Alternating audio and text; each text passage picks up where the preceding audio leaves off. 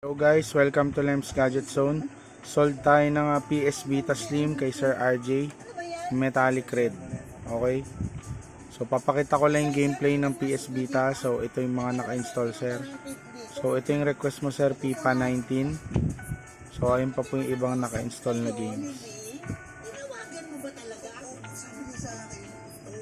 Okay, so may PSP games na rin po ito. Punta lang kayo sa Adrenaline.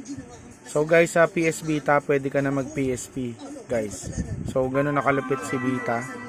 So yan, tingnan nyo, pwede kayo mag PSP.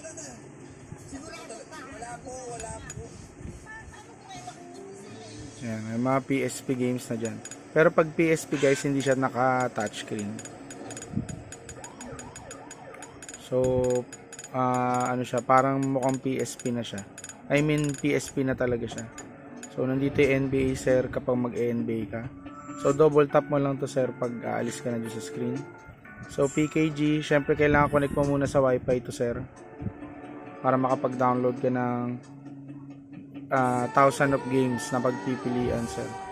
So press mo lang yung triangle sir para ilipat sa PS1 at PSP. Press mo yung circle. Ayan, okay sir. So, syempre connect mo muna sa Wi-Fi sir dito sa settings. Ayan. Sa network. Parang cellphone lang naman to sir. Ayan. Okay. Tapos, ito yung mga emulator, Nintendo 64, Super Nintendo emulator, Game Boy. So, marami pang iba, Genesis.